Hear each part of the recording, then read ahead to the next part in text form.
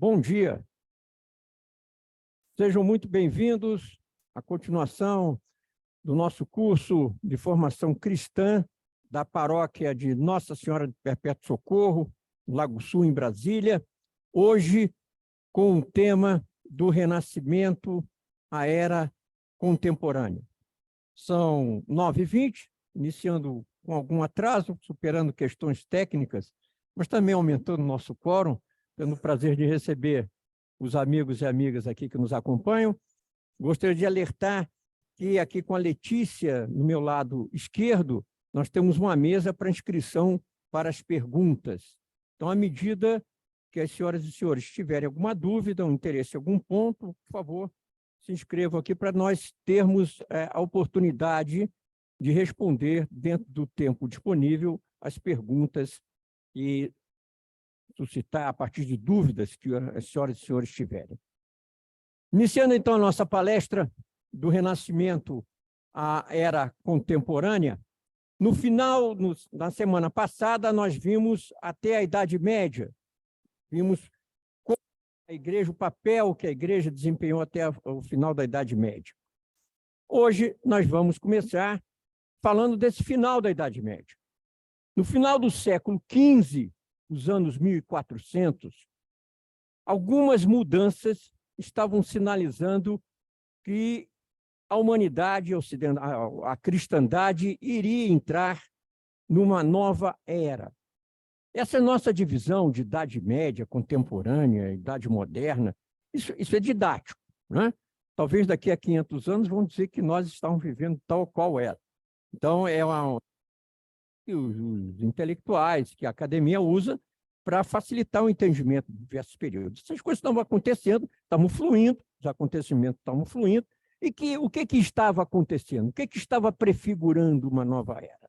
Imprensa, as grandes navegações, né, essencialmente científicas e estimuladas pela Igreja Católica, o fortalecimento dos reinos, né, como nós conhecemos os países, o Estado, da maneira que nós entendemos hoje, ainda não tinha se organizado. Mas os reinos, Inglaterra, França, o poder dos soberanos era maior, os interesses maiores, os artistas mudando, os intelectuais mudando o seu foco de interesse para o humano. Então, uma série a expansão descontrolada, não use o termo, não tome o termo descontrolado, por favor, pejorativamente, mas fora de qualquer limite das universidades, né, na Europa. Então, todos esses acontecimentos prefiguraram que alguma coisa importante ia acontecer, como aconteceu. A partir do século XVI, vão se precipitar acontecimentos que vão colocar a Igreja num novo protagonismo e numa nova dimensão espacial.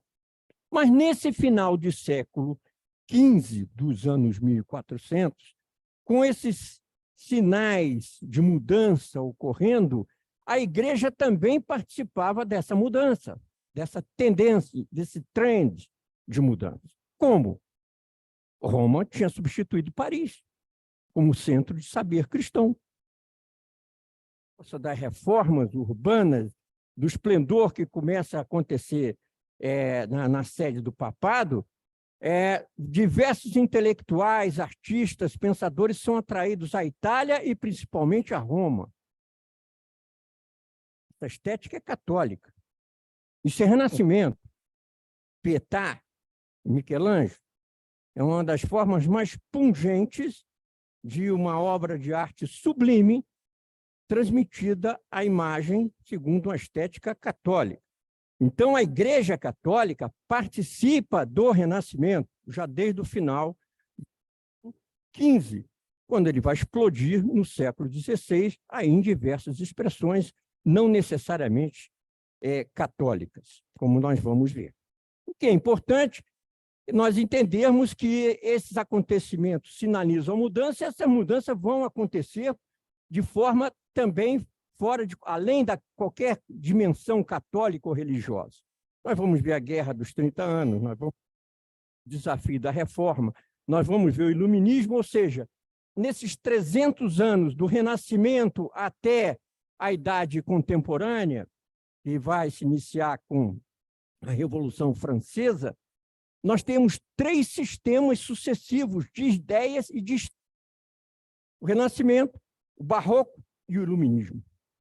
Ao longo desses 3 sistemas que se sucedem na história, se desenvolve essa série de acontecimentos que vão dar um novo protagonismo à Igreja. E esse período vai se encerrar com aquilo que nós nos chamamos aqui, que vamos colocar esse nome, vamos propor esse nome aos senhores e senhoras, que é a Grande Tormenta, que vai encerrar o século XVIII e pela qual a Igreja Católica passa, e mais do que a Igreja, a humanidade. Esse é o nosso tema de hoje. Vamos, então, iniciar a nossa palestra, propriamente dita, descrevendo os tópicos de hoje. Na primeira hora de conversa, entre o Renascimento e o Barroco. E na segunda hora, depois do intervalo, aquele tópico, fé e razão. Vamos desenvolver a palestra assim, concluindo, antes das 10h30, a nossa palestra, para termos tempo para as perguntas. Vamos, então, ao primeiro tópico, entre o Renascimento e o Barroco. 6 itens para nós percorrer, para servir de referência aqui. O primeiro, 300 anos de tradição e ruptura, aquela nossa conhecida panorâmica histórica. Eu vou colocar aqui alguns pontos na história para nós termos essas balizas em termos de cronologia, para nós nos referenciarmos ao longo da conversa. O segundo, o desafio da reforma. O desafio de uma reforma da Igreja Católica que é colocado por Lutero, por Calvino, e que a Igreja tem que responder a esse desafio. Terceiro, a Igreja e o Novo Mundo, quando a Igreja participa da fusão do mundo conhecido. Como isso ocorreu e como isso deu um novo espaço e um novo protagonismo à Igreja. Não mais a uma cristandade, mas sim agora a humanidade. Quarto, Concílio de Trento, um divisor de águas na história da Igreja Católica. Quinto, a Reforma Católica. Sexto, a Guerra dos 30 Anos, que é um assunto político e militar, mas que envolve a Igreja Católica, e é interessante nós nos informarmos a respeito das implicações que ela trouxe para a Igreja e para o catolicismo. Vamos, então, à nossa primeira apresentação, primeiro tópico da apresentação, vamos fazer aquela panorâmica histórica. Nós temos aqui 1494. Ali está pequenininho, embaixo, no canto ali. Infelizmente, o nosso espaço aqui não permite uma maior exposição de tela, mas vamos acompanhar juntos. 1494, final do século XV. Carlos VIII da França invade a melhor região do mundo, não é? Mais rica, mais culta, mais informada, com mais universidades, norte da Itália. Isso é uma catástrofe para essa região e para o mundo cristão, porque toda aquela ordem espiritual, social, econômica e política de direito, ela, por força da invasão francesa, coloca aqueles pequenos principados e repúblicas em choque, inclusive o papado, nós vamos ver por quê, e isso desmonta a lógica que fundamentava a vida social e política naquela região. Vai surgir Maquiavel daí, com toda a sua formulação política. Segundo ponto, as 90 teses de Lutero, 1517, é um tópico específico da nossa exposição. Em seguida, Calvino, ele adere ao protestantismo, 1534, já estamos entrando no século XVI. 1545 a 63, um concílio com 3 fases, de Trento. Em seguida, Batalha de Lepanto, importantíssima para a sobrevivência da cristandade no Mediterrâneo. Vamos tratar disso. Guerra dos 30 Anos, já no século XVII, 1618 e 48. E aí nós temos aqui, já entrando no século XVIII, Kant publica a História Geral da Natureza e da Teoria do Céu, David Hume publica a História Natural. São as primeiras tentativas do iluminismo de explicar a religião pelas ciências naturais, né? No século XIX. Aqui nós podemos falar, vai se iniciar a tormenta espiritual da cristandade. E aí temos Voltaire, aí publica o dicionário filosófico, né, ainda nesse processo, e, finalmente, isso explode na Revolução Francesa. Não fica só nela, mas explode na Revolução Francesa. E, finalmente, o fim do Sacro Império Romano-Germânico, que nós vimos na palestra passada, a fundação dele, e como ele ocupou um papel central na história da cristandade, na história do Ocidente. Ele vai se extinguir pelas mãos de Napoleão em 1806, né, depois da vitória dele sobre a Prússia. Com isso, feita essa panorâmica e exposto o sumário, podemos abordar o primeiro tópico do sumário: o desafio da reforma.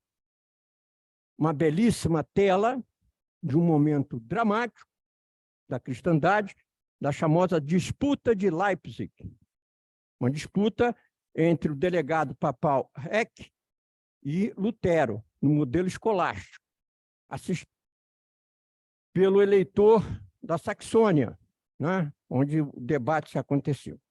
Então, o que ocorre aqui? Vamos procurar ser o mais objetivo possível. O monge agostiniano Martinho Lutero, que era um ardente defensor da fé pura para a salvação, sola fide, isso é um princípio polêmico dentro da doutrina católica. Ele, como teólogo, era um profundo crente na sola fide, só se salva pela fé pura. Ele, como teólogo e prestigiado professor da Universidade de Wittenberg, não concorda com a maneira pela qual as indulgências estavam sendo vendidas na Alemanha. E ele faz um protesto, a Universidade de Wittenberg também não concorda com aquilo, e ele vai publicar, vai afixar na porta do Palácio Real do eleitor da Saxônia, de Wittenberg, as chamadas 95 teses. É um documento chamado da eficácia, do valor das indulgências. Onde tinha visto? Qual é a origem do problema? Da questão da reação de Lutero. Então, nós temos as origens e as causas imediatas. Primeiro problema, simonismo. Não bem uma heresia, mas um desvio de conduta observado já na Idade Média, que constava do uso do cargo eclesiástico para a obtenção de vantagens financeiras e políticas. Porque simonismo é o debate de Pedro e um mágico, Simão, lá na igreja primitiva, responde disso e Pedro o vence num debate público. Esse desvio de conduta, ele se espraia na Alemanha da Idade Média e entra pelo Renascimento adentro, como uma prática de venda de indulgências para as almas do purgatório. Isso implicava em grandes quantidades de dinheiro e vantagens pessoais de sacerdotes ou não. E essa questão, às vezes, se misturava. Há o protesto, há a colocação de Lutero contra isso, mas por sobre esse protesto existem outros problemas mais antigos. Primeiro, ao contrário dos reinos da França, de Portugal, da Espanha, a Alemanha não tinha um soberano único. Eram vários eleitores, não conseguiram estabelecer uma unidade política na Alemanha. Havia um grande mal-estar social. E as injustiças naquele tempo eram muito grandes. E não havia instituições que intermediassem ou mediassem esses choques de interesse. Então, havia na Alemanha uma desunião política, uma inquietude social muito grande e uma herança de uma guerra civil travada por causa da morte de João Rus, em 1415, por força daquele problema que eu disse na semana da divisão do papado. Foi mal conduzido por causa da divisão do papado, entanto é que João Paulo II e Bento XVI resgatam a imagem da Rússia agora, no século XXI, né? Tem que ser feito, houve uma meia-culpa para se apagar esse episódio da história lamentável. Mas havia esse mal-estar. E tudo isso vai ser colocado aqui nesse debate. Por quê? Porque nesse auditório estavam vários partidários de Jean Rousseau. Esse debate é mal conduzido, em vez de chegar a um consenso, é pressionado intelectualmente e responde com alguns trabalhos em 1519. 1517 é fixa as teses, as 95 teses. Ele não tinha ideia do que estava fazendo e das consequências que aquilo que iam se suceder em função daquilo. Ele tem que se justificar com os irmãos agostinianos, muitos não concordam. 1519, se fracassam as tentativas de entendimento com o Papa. 1519 é feito o debate, então, com o delegado do Papa. Então, há uma série de imprudências, Lutero é pressionado e vai além do que ele pretendia ir num documento, apelo aos cristãos da Alemanha para o Estado cristão, em 1520. Esse trabalho deixa de ser religioso e já entra a política. Exsurge Domini, o senhor se levanta, bula papal, exige que Lutero se retrate de 41 das 95 teses. Senão, ele será excomungado. Lutero queima a bula. 1521, no ano seguinte. Então, estamos colocando aqui uma série de radicalizações e de acontecimentos imprevistos que agravam uma situação por si só complexa. Em 1521, ele é colocado no exílio do Império, porque o imperador Carlos V não admite aquilo. Lutero vai, então, fazer uma tradução, ele era um exímio conhecedor da língua alemã, faz uma tradução do Novo Testamento para o alemão, então é que vai acontecer essa tradução, e o Império recolhe o trabalho dele. Proíbe a circulação porque ele estava sendo condenado e colocado fora da comunidade intelectual e religiosa do Império. Ele, então, faz um outro documento, mais grave ainda, em que ele acusa o Império e as autoridades, praticamente ele promove uma rebelião contra as autoridades seculares que haviam mandado recolher a tradução do Novo Testamento. Isso cria um quadro de ruptura efetiva dentro da Alemanha, em termos religiosos e também políticos. Isso vai ter consequências.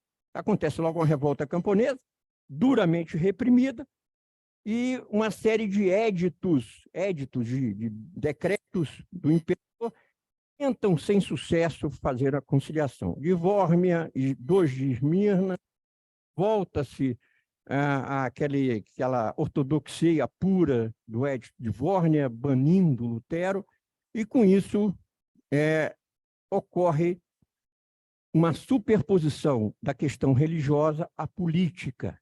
Vários príncipes da Alemanha, volto a dizer, que não era um império, que não era um reino unificado, que era um conjunto de diversos reinos, se rebelam contra o imperador e começa a acontecer, então, uma cisão política armada dentro do Império Alemão.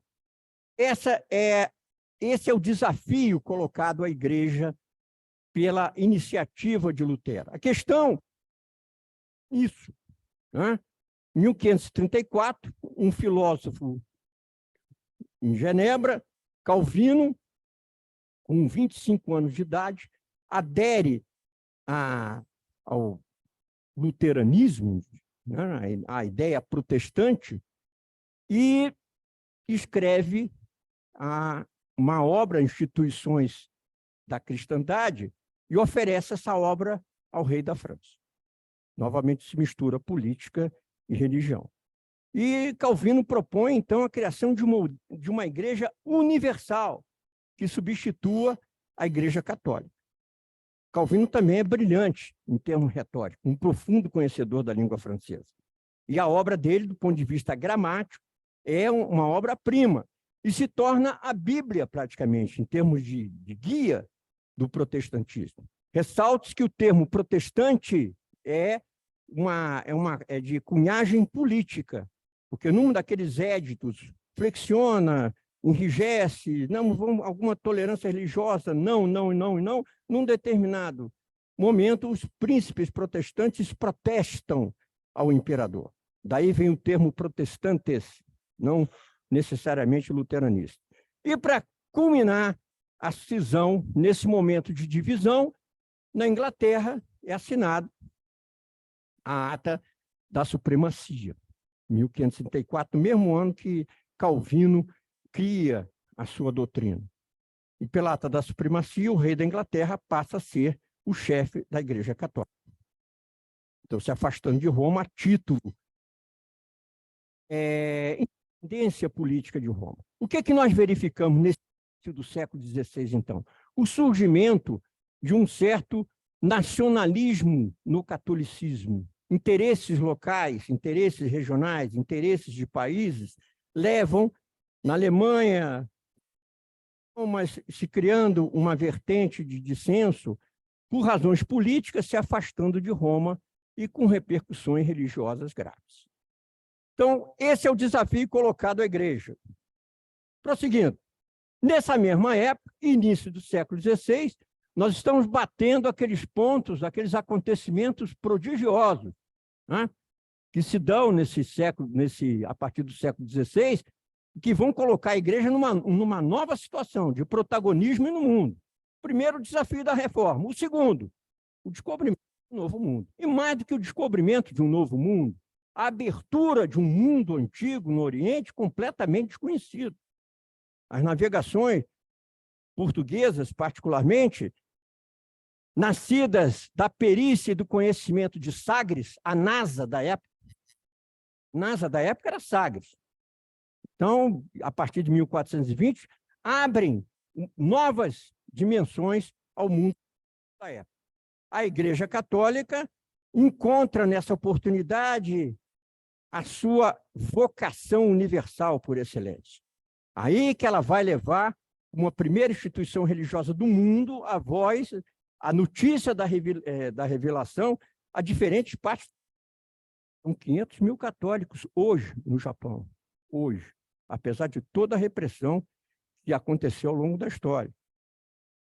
Nós vamos ver que São Francisco Xavier batizou e converteu mais de 1.200.000 pessoas em 10 anos, no périplo que ele fez. É uma façanha notável. E a Igreja é a grande protagonista disso. Além de temperar muito a violência e a truculência que ocorre num processo de fusão de civilizações e de culturas, e de ocupação de espaço. Vamos, então, falar principalmente nesse tópico das Américas. Das Américas. Sublimes Deus é a bula papal de 1037, que diz explicitamente que os indígenas não podem ser escravizados, que têm o direito de usufruir das suas propriedades e da sua liberdade. É óbvio, a bula não impediu as violências que nós sabemos que aconteceram, né, em relação aos indígenas. Mas a Igreja se posiciona claramente contra isso, inclusive os assessores de Cristóvão Colombo, que cometeram excessos numa das viagens às Antilhas, foram severamente punidos pelos reis católicos da Espanha, pelo que fizeram.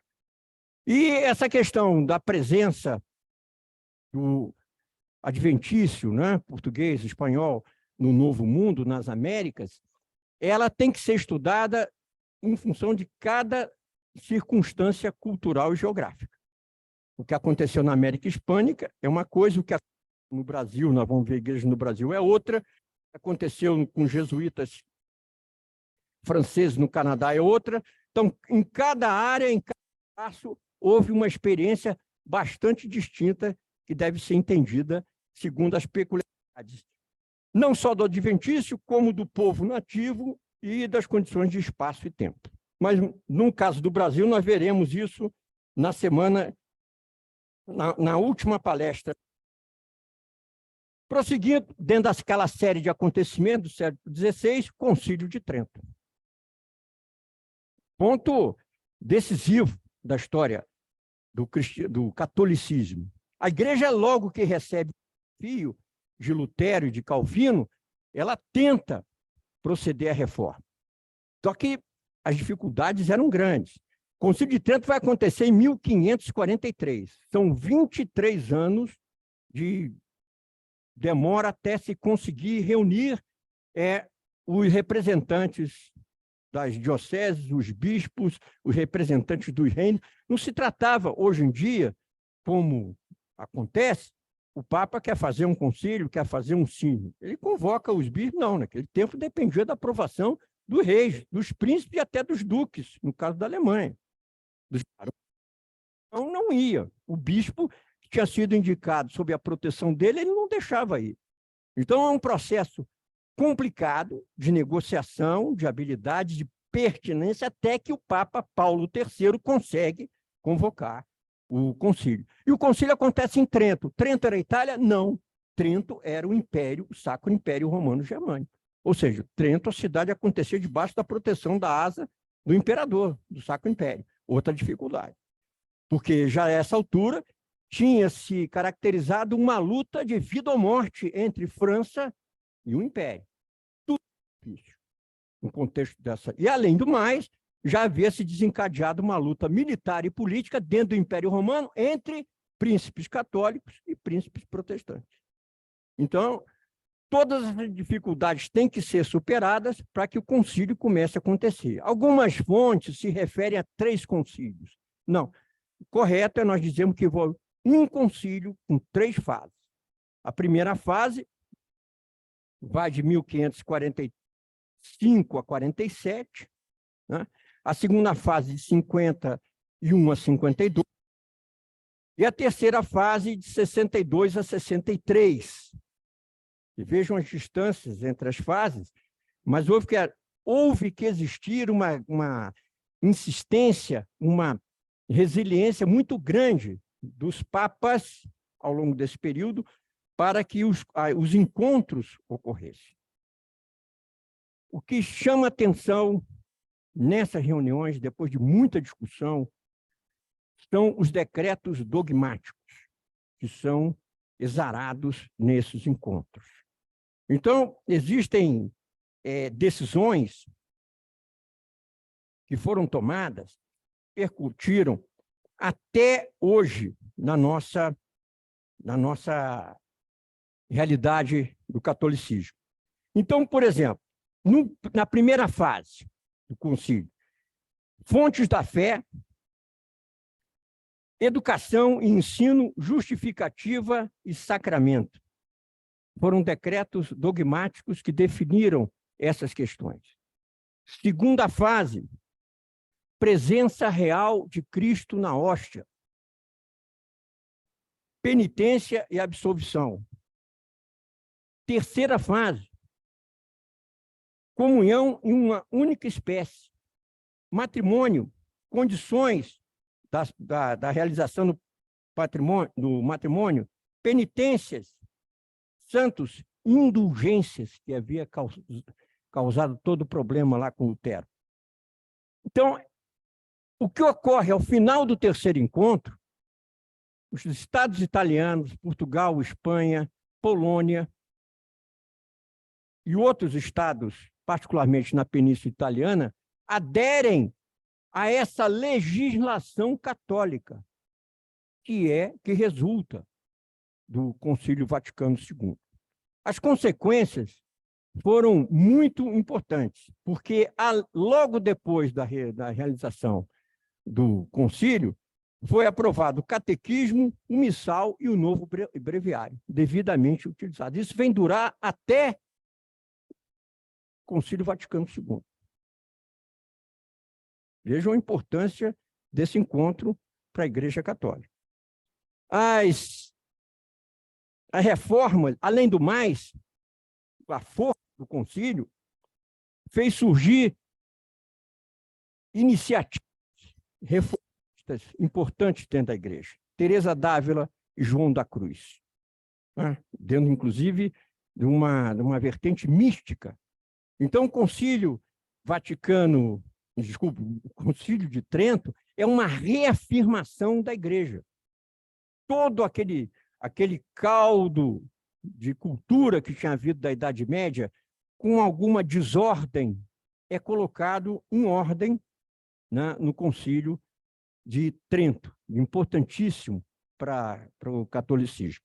E com isso nós podemos passar à próxima fase, vamos abrir um pouco o foco, a Reforma Católica. O Concílio de Trento é um elemento iniciador e aglutinador da reforma. Mas a reforma é algo muito maior. A Reforma Católica é um movimento que vai se estender até a nossa atualidade, um movimento que se espraia pela estética, pela moral, pelo direito, pelas ciências naturais, pela política, em diversas expressões da vida de uma sociedade. E o primeiro aspecto que nós temos que reconhecer na Reforma Católica são os feitos. Vamos aqui inverter, em vez de falar das consequências ao final, vamos ver o que a reforma logra logo de cara aqui. Primeiro, ela restabelece alguma ordem intelectual na cristandade. Aquela proliferação de universidades sem uma tradição de autoridade no pensamento da cristandade ocidental gerou problemas. Como sempre, se não houver uma combinação de criatividade, de inovação, com alguma forma de autoridade que dê sentido àquilo, há problema. Então, o Concílio de Trento, ele, pelo poder, pela capacidade, pela autoridade porque o Concílio de Trento é uma retomada da autoridade moral da Igreja Católica sobre a cristandade. Depois daquele cisma de 2 papas, que durou até o século XV, a Igreja lentamente se reorganiza, se coloca de pé como uma fonte de autoridade moral e política, como nós vamos ver também, e o Concílio de Trento consolida isso. O segundo feito do concílio é que ele cria as bases para um direito natural orientado por Deus. E, finalmente, ele combateu o maquiavelismo na política. Ele resgata muito do pensamento de São Tomás de Aquino, que já havia se aplicado à política na Idade Média, e ele, digamos, escoima um pouco daquele cinismo que Maquiavel havia pregado na aplicação dos seus princípios na vida política da Itália em função da invasão da França ao norte da Itália. O Concílio de Trento, ele vai estimular essas reflexões que eu coloquei aqui, mas a Reforma Católica, da qual ele é o iniciador, é o estimulador, como nós falamos, a Reforma Católica ela vai resultar imediatamente num movimento, num sistema de ideias e estética, que é o Barroco. O Barroco pega a arte, aquele refinamento técnico do Renascimento, e vai ser uma explosão de emoção, né? De júbilo pelo sucesso da Reforma Católica. É o movimento artístico mais suntuoso, mais elaborado da história da arte. E o Barroco é católico. O Barroco começa nos casos católicos, por força daquela acumulação de talentos em Roma, e se estende a todos os países protestantes da Europa. Todo mundo tem um barroco. A Catedral de São Paulo, em Londres, é barroco. O Palácio de Versalhes é barroco. Esse movimento é baseado naquela solidez do Renascimento, e com essa elaboração, ele cria um novo modelo estético que não se resume à estética, também na forma de pensamento. Porque nós vamos ter, no Barroco, que vai se iniciar com Descartes e vai terminar com Leibniz, 17, uma filosofia, uma abordagem filosófica, em que a transcendência é absolutamente reconhecida. As melhores cabeças da época, Descartes e Leibniz, deixam claro que é impossível a inexistência de Deus. E todas as especulações filosóficas têm que se orientar por Deus. E é uma marca do Barroco. O Barroco ainda, ele atraiu escritores e pensadores, ele focou uma nova escolástica na Espanha.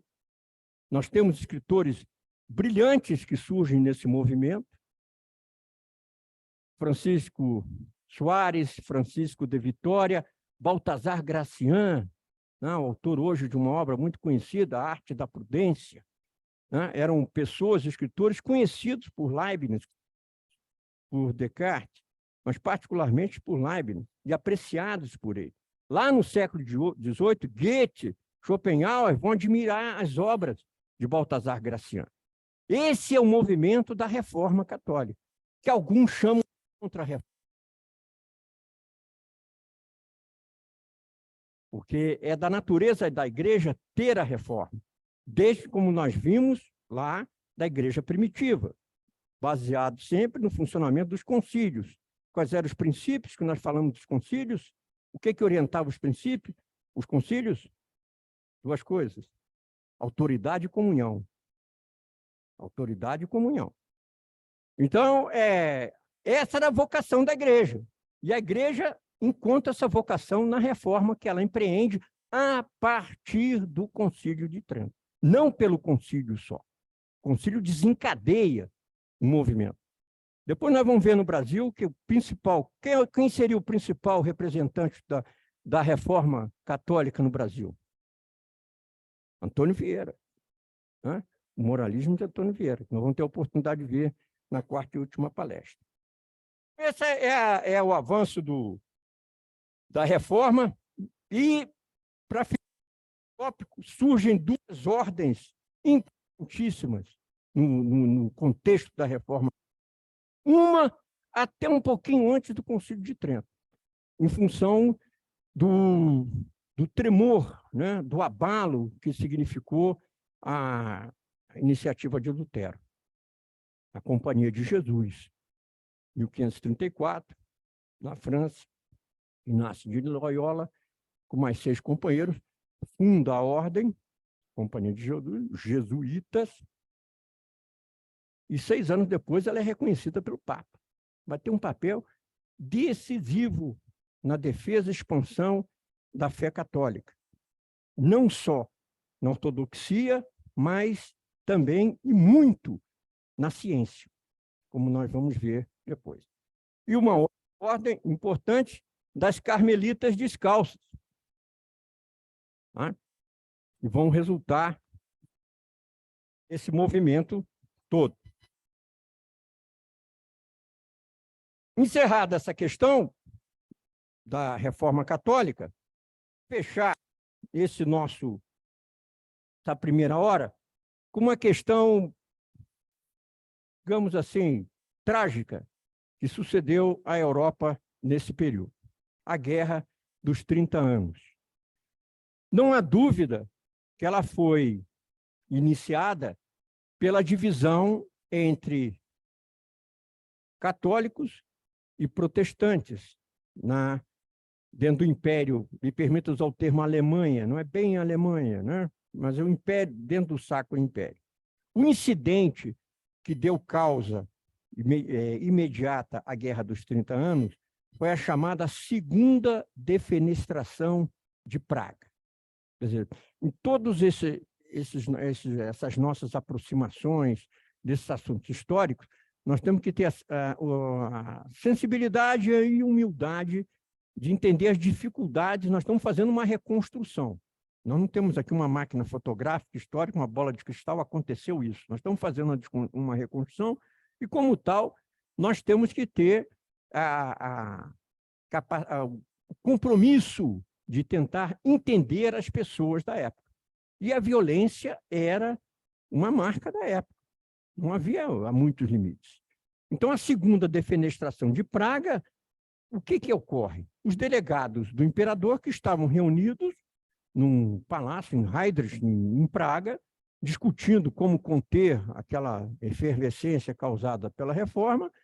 A fortaleza e o palácio são tomados pelos rebeldes protestantes e os delegados, o imperador, são jogados pela janela, né, de 30 metros de altura, apesar da luta com a escolta deles. Isso desencadeia a perseguição a católicos na cidade de Praga, tudo isso fruto lá daquela questão lá de 1415, de Jean Hus, ficou aquele ressentimento, aquela divisão, não foi bem resolvido, e isso explode numa violência enorme. E nós não estamos falando de uma guerra, de uma rebelião apenas.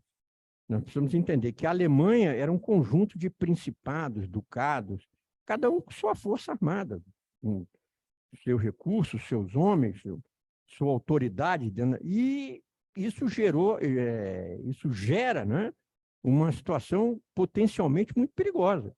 Porque estabelecida de senso, não, eu tenho tantos mil homens, vou te atacar, vou me defender, não vou deixar você passar. Em suma, se desencadeou uma guerra dentro da Alemanha, custou caríssimo à Alemanha, mas a imagem aqui nos ajuda a entender por que alguma coisa que começou como uma luta religiosa virou luta pelo poder puro e simples.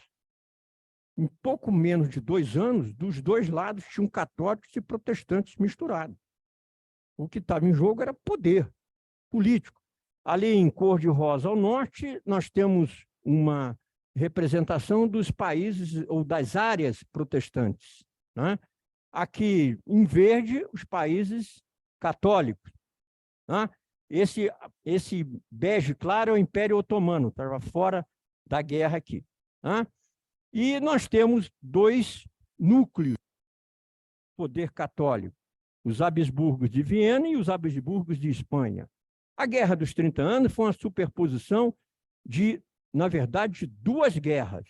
Uma guerra entre o Império, o imperador e os príncipes dentro da Alemanha, e uma guerra entre a Espanha e a Holanda, que estava querendo ficar independente. Vai sobrar para o Brasil, hein? Essa é a Primeira Guerra Mundial que atinge o Brasil em cheio. Como disse Gilberto Freire, a guerra que escreveu a sangue o endereço do Brasil. Mas na quarta... Então, essas 2 guerras se superpõem, né? Inicialmente, o Império o Império Germânico leva vantagem, triunfa na Batalha de Montanha Branca, perto de Praga. Existem regiões da Alemanha que têm 30% a 40% da população dizimada, né? Não só pelos massacres, como por fome, pestes, ou seja, foi um desastre que até hoje é discutido na Europa.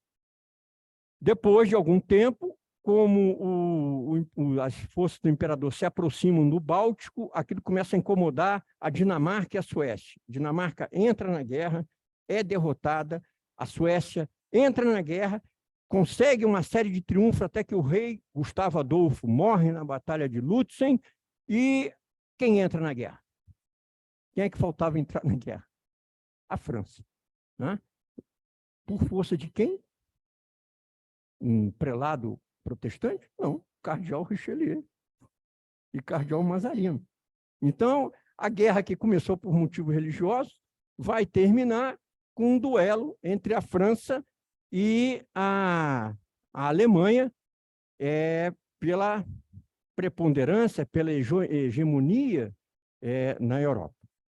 Os generais franceses Turenne e Condé têm uma série de triunfos e o imperador é obrigado a assinar os tratados, né? Às vezes a gente no Tratado da Westfália, na verdade são tratados, que são assinados em diferentes cidades de uma região da Alemanha, Westfália, e que vão construir um sistema internacional que vai vigorar até depois da Revolução Francesa. Os tratados da Westfália organizam. O que interessa desses tratados da Westfália? A situação foi tão complexa que teve 6 eixos de tratados.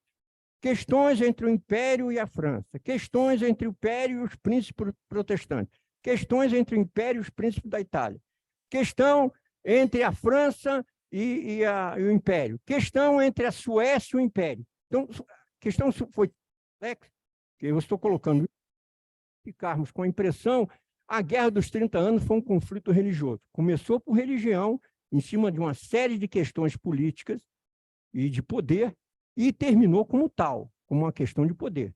Tanto é que um país católico entrou em guerra com o Império e obteve a decisão da guerra, a França, conduzida por um cardeal católico. Com isso, nós encerramos essa série de acontecimentos prodigiosos que ocorrem nesse período que vai do início do século XVI até meados final do século XVII. São os acontecimentos que mudam a conjuntura internacional. A Igreja dá a resposta ao desafio da reforma com o Concílio de Trento, conduzindo e influindo uma série de questões estéticas, filosóficas, de pensamento e políticas.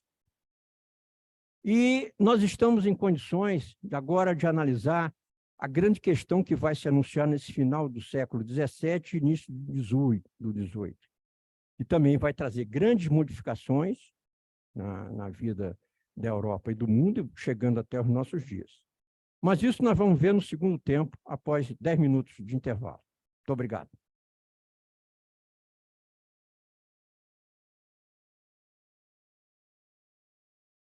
Eu não tenho para onde ir, Senhor. Para onde eu irei? Só tu tens palavras de vida. Em quem me apoiar? É que o braço, é que a voz declara para ele. Eu sei que eu que foi Senhor. Eu sei que eu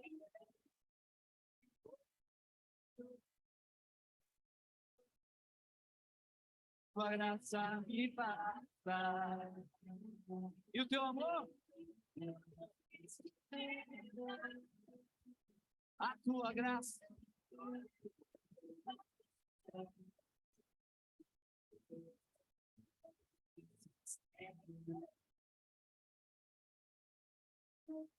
Preste atenção. Sem a graça de Deus, nós não podemos nada. Você entende isso? Sem a graça de Deus, você não pode ser santo.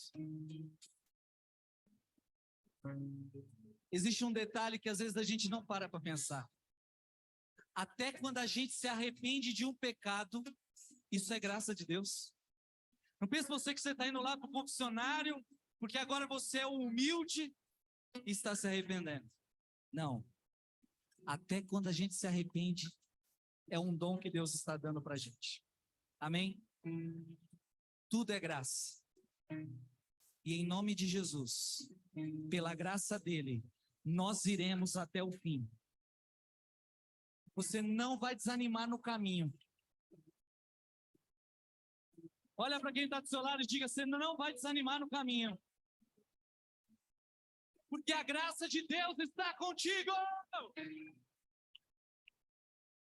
Pode aplaudir a graça de Deus.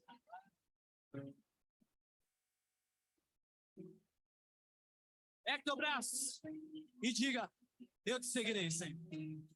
Eu te seguirei. Eu te seguirei. Eu te seguirei.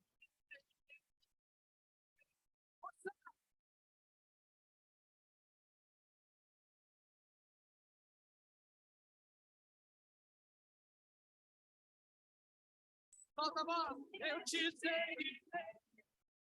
Te seguirei. Eu te seguirei.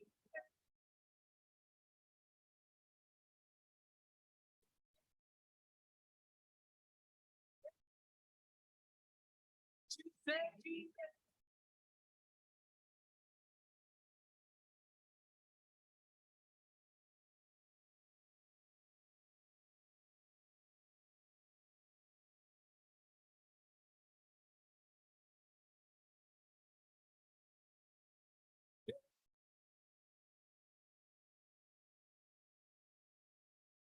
Eu seguirei.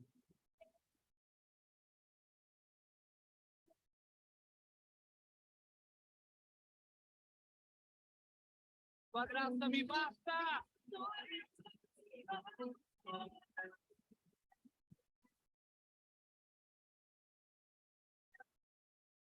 Tua graça, tua graça.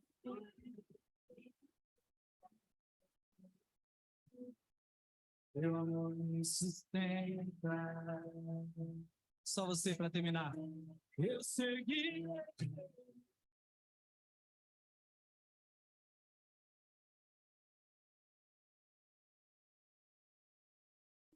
Eu seguirei.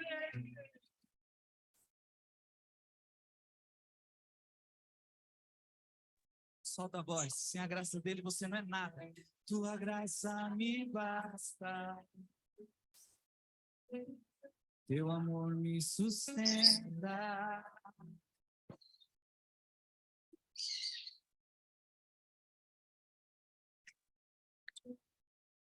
Teu amor me sustenta.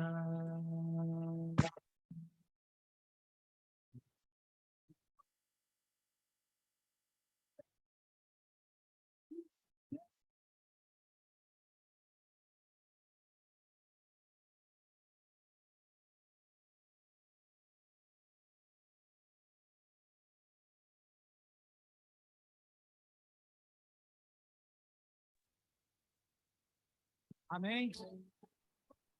Pode aplaudir Jesus.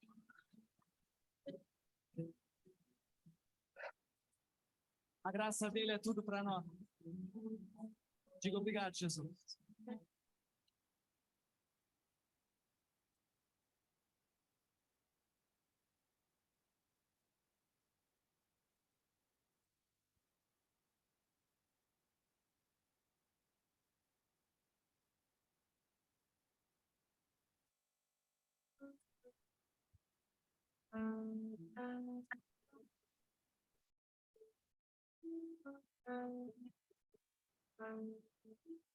Sei que em breve voltarás e o mundo saberá que tu és vencedor. Ah, para nos salvar, mal limpa, a justiça brilhará. Forte para resgatar o céu. Igreja te espera com uma ansiosa por ti, Senhor. E que venha este dia, a criação espera, vigilante te esperamos, teu amor. E que venha este dia, em que tudo estará debaixo dos teus pés, ó meu Senhor.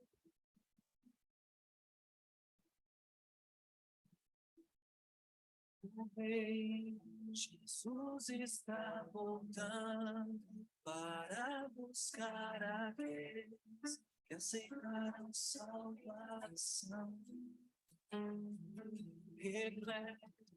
De esplendor e glória, vindo sobre as nuvens, Jesus virá.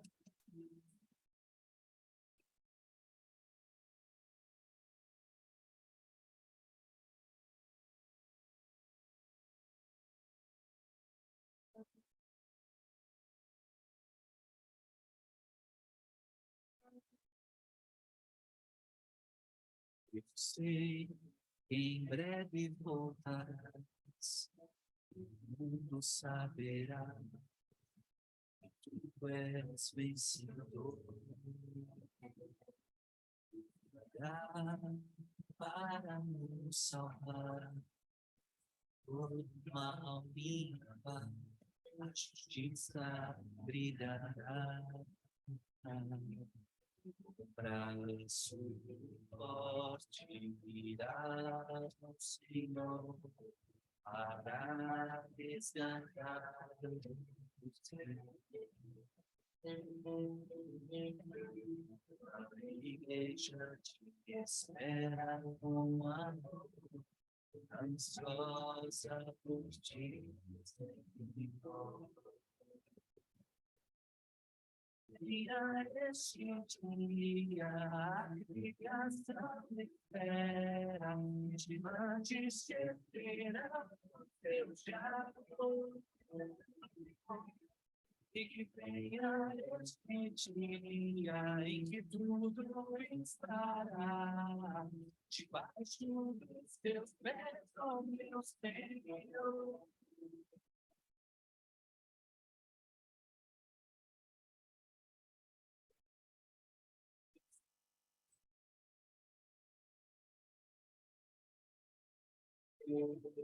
E aceitar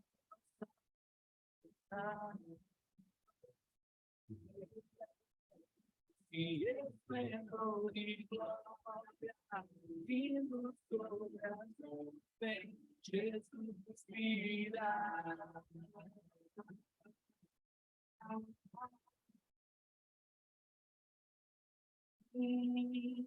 Maranata, vem, Maranata, Jesus.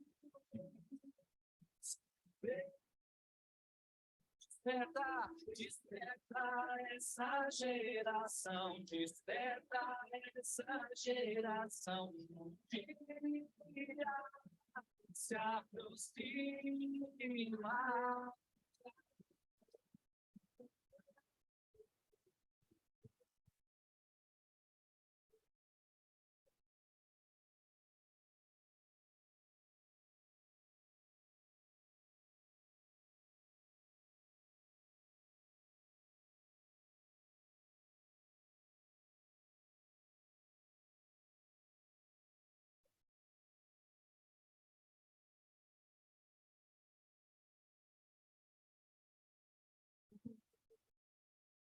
Jesus está voltando para buscar aqueles que aceitaram salvação.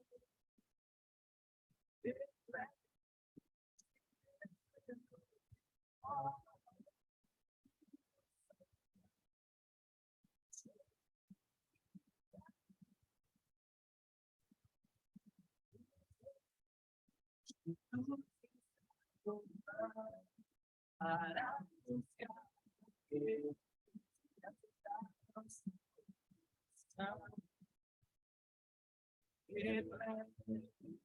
Esplendor e glória, vindo sobre as nuvens, Jesus virá.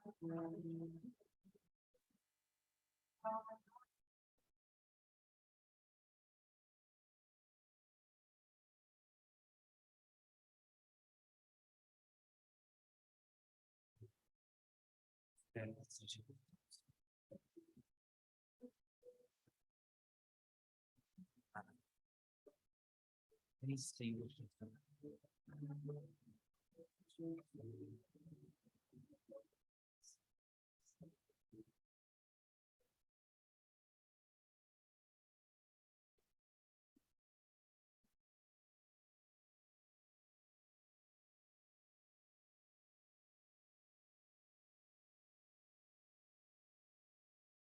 Ainda não comprou o presente do seu pai? Corre que ainda dá tempo! A loja Aventura tem diversos produtos que seu pai vai adorar. Mochilas e barracas, canivetes suíços Victorinox, facas de cutelaria são excelentes presentes e você não vai errar. Também temos o... Deixa Deus sonhar em ti. Deixa Deus sonhar em ti.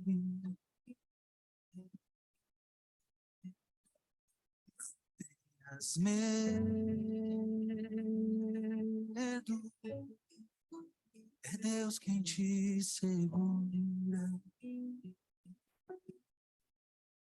Deixa Deus sonhar em ti. Deixa Deus sonhar em ti.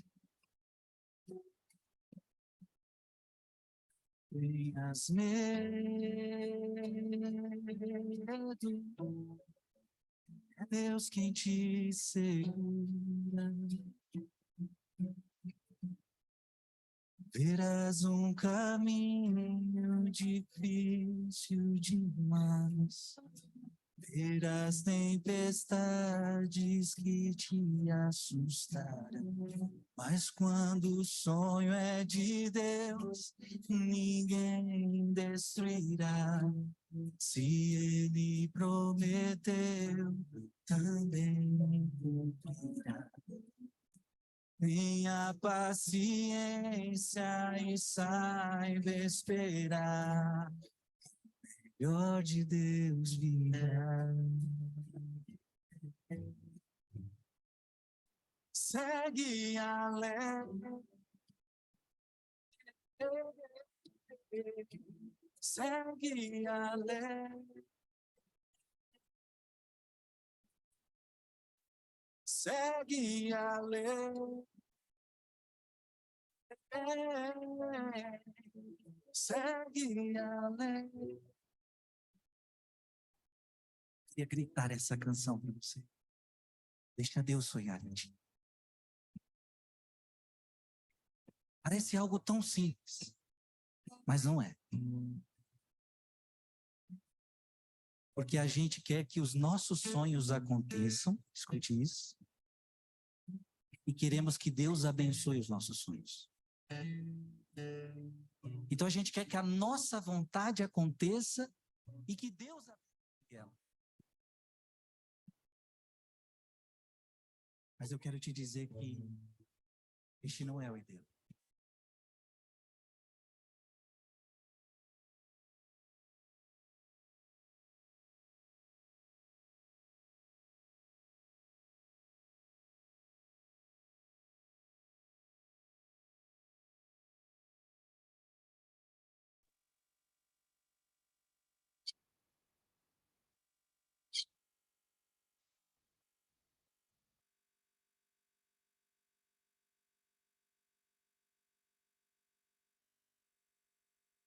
Estamos só aguardando um detalhe técnico.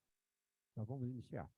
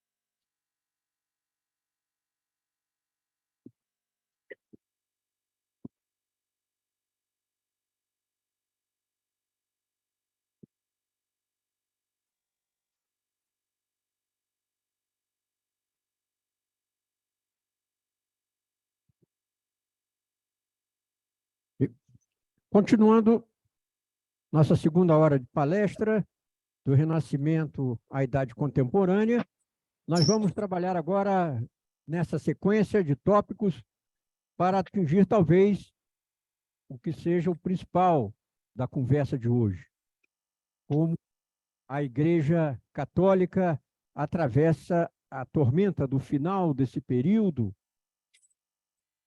que vai acontecer por força da gnose, da razão sem Deus. Nós temos, então, aqui 4 tópicos. Vamos ver Igreja e Estado, Igreja e Ciência, o impacto da Revolução Francesa e a Igreja através da tormenta. Esse termo não é meu, hein?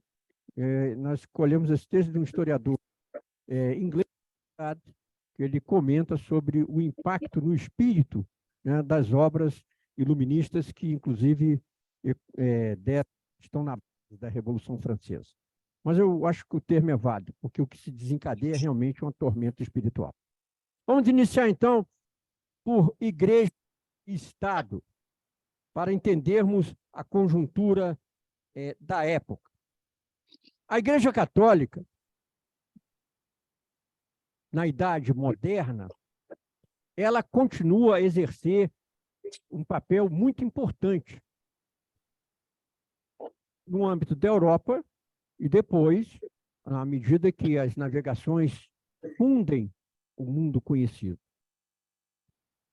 A primeira importância, o primeiro aspecto dessa importância política da Igreja ocorre em função do apoio, da participação dela nas grandes navegações.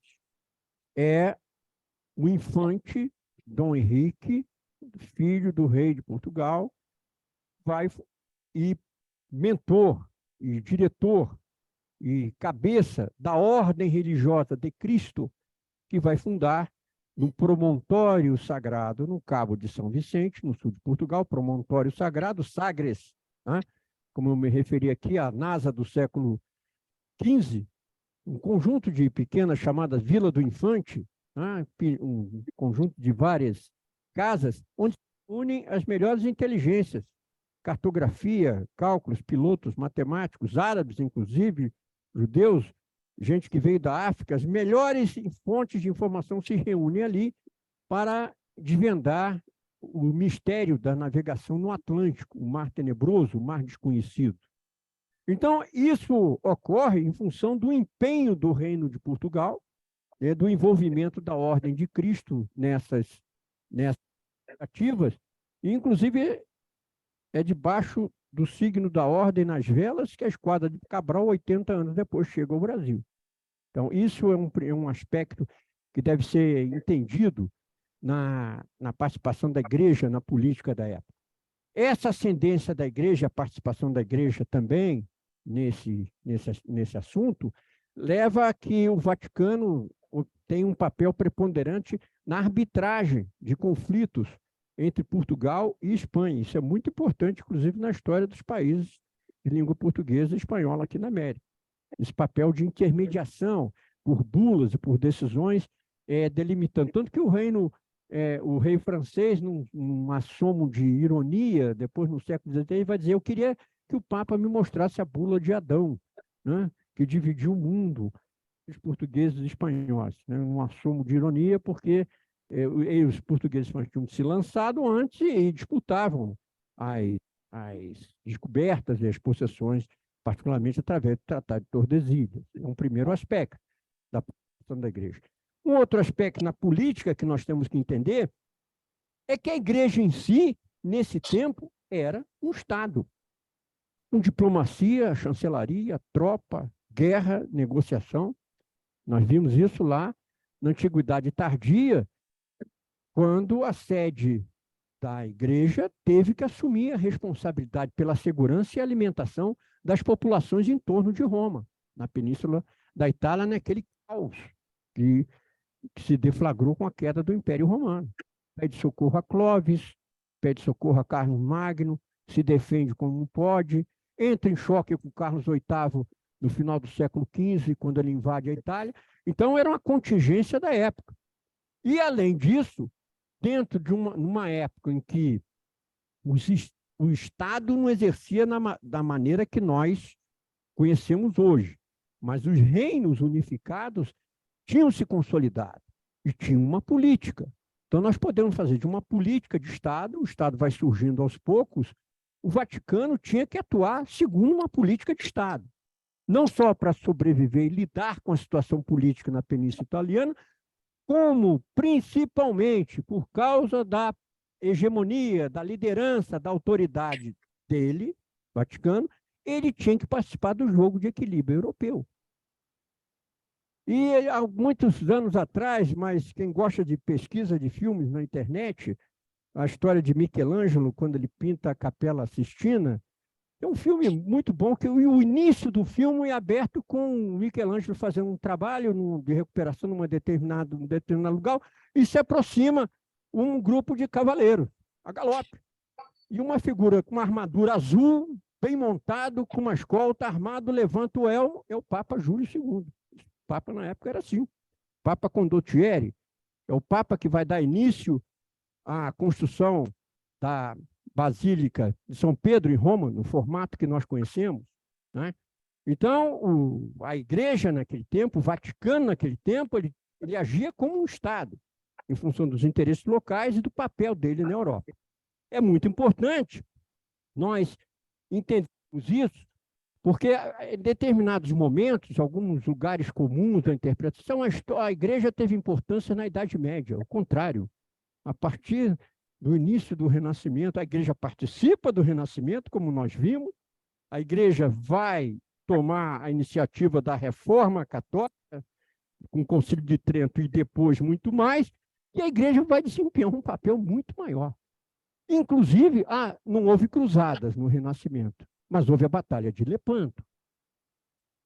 Nossa Senhora Maria Auxiliadora, padroeira de Goiânia, e é um culto, no dia, a festa dela é 7 de outubro. Por quê? Porque no dia 7 de outubro de 1571 se travou uma das batalhas mais decisivas da história.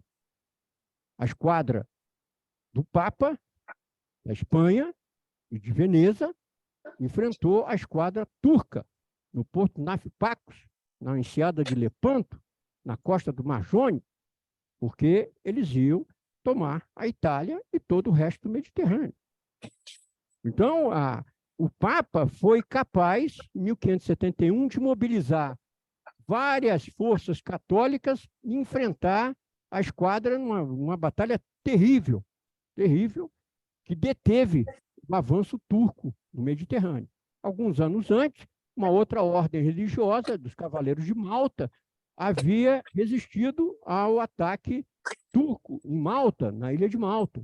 Tanto que é uma ordem muito respeitada na igreja até hoje. Muito conservadora, uma ordem de origem militar. Então, ao contrário do que se tem normalmente, a igreja existiu, teve um papel preponderante na Idade Média. Negativo. Não mesmo. A igreja continuou a desempenhar um papel relevante na história e na cristandade ocidental. Então, esses são aspectos da igreja e Estado. Ela era um Estado em si, o Vaticano.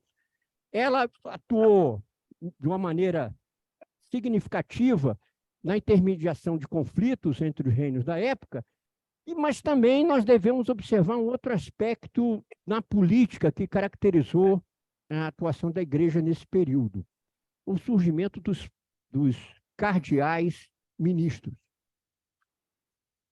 Nós vimos, na semana passada, a tendência da França, digamos assim, ter um papa dela, né?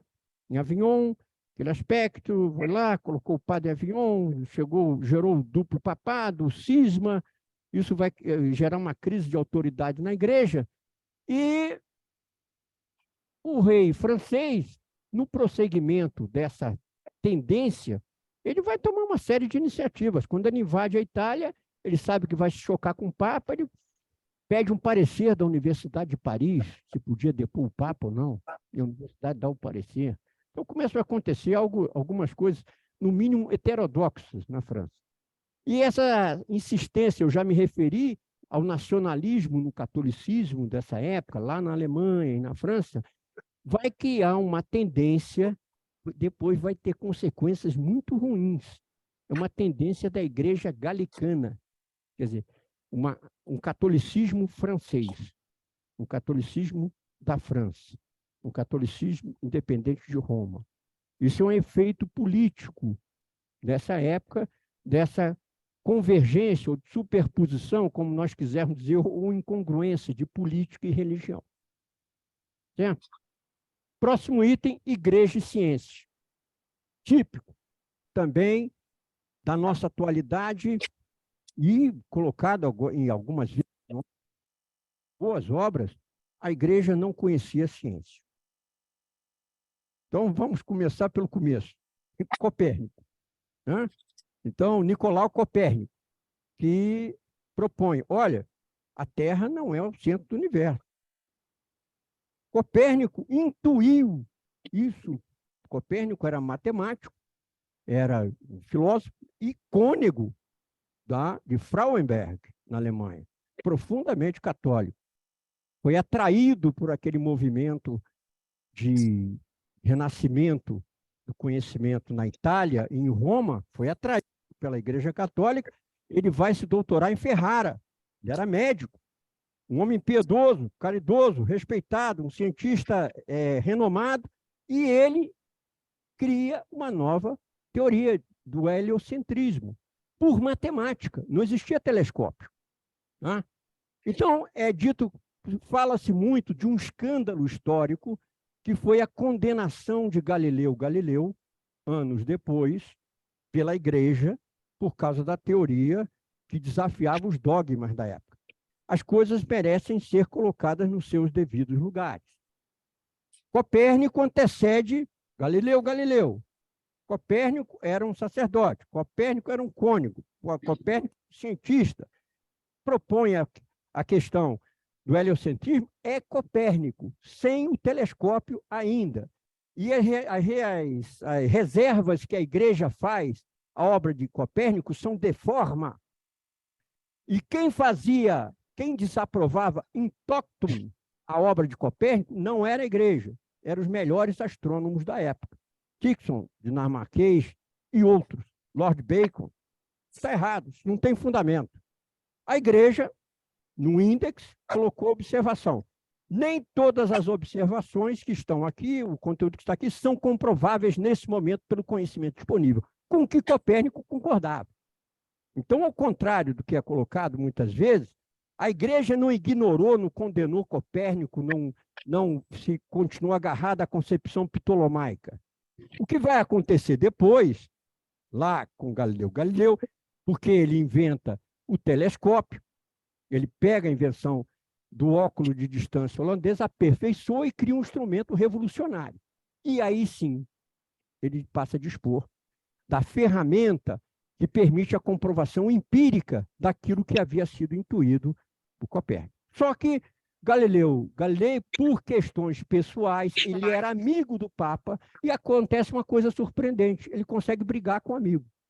E nesse incidente de Galileu Galileu se misturam vaidades de parte a parte e falta de habilidade, e há um choque, e isso é a tese de Galileu, é condenada naquele momento pelo Vaticano. É um escândalo histórico que distorce o papel da Igreja na ciência. Por quê? Já expliquei de Copérnico, mas não é só Copérnico. Outras inteligências haviam sido atraídas a Roma. Padre Athanasius Kircher é considerado o primeiro cientista indutivo do mundo. Ele é chamado a Roma e promove obras seminais para o conhecimento no mundo. Temos, depois, além dos trabalhos de Kircher na química, na astronomia também, nós temos, no início do século, nessa mesma época, no início do século XVII, a figura de Descartes, conhecido de todos nós pelo discurso do método, chamado cartesianismo, aquele raciocínio lógico, né? Então, fulano é muito cartesiano, nós costumamos nos referir dessa maneira, as pessoas que têm um raciocínio muito lógico, muito encadeado. Muito bem, Descartes confirma o argumento ontológico de Santo Anselmo.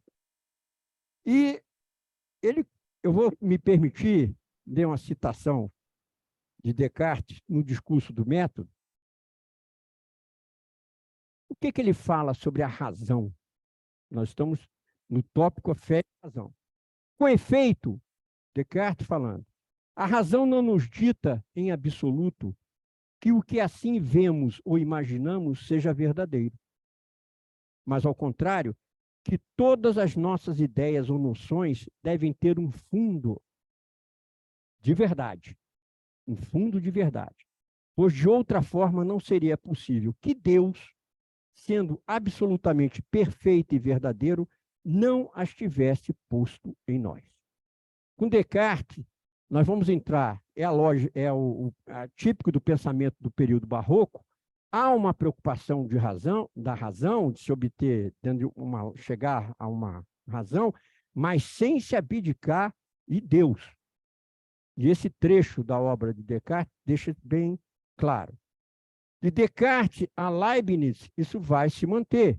Leibniz era um filósofo, um historiador, ele quem inventou o cálculo infinitesimal, junto com Newton, na mesma época, ele foi contemporâneo de Newton, e Leibniz, criador das mônadas, do conceito dos átomos, um cientista indispensável à humanidade.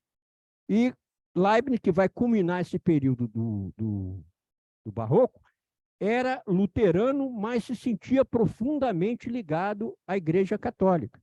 E Leibniz toma uma iniciativa notável.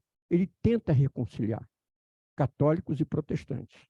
Ele queria o bem e queria a paz das nações cristãs, porque as via como fonte de conhecimento e de civilização. Esse é o Barroco, do ponto de vista filosófico, de Descartes a Leibniz. Ainda no tópico Igreja e Ciência, há que se registrar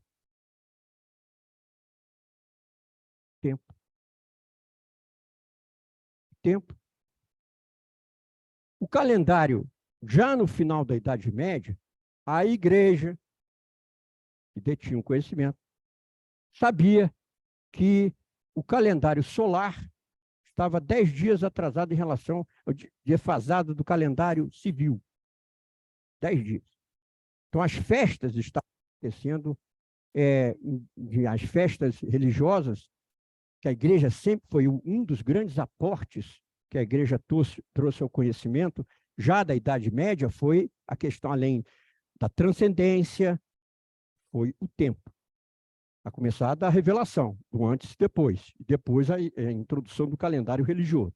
A Igreja, com o acúmulo de conhecimento, descobriu isso. E o pior,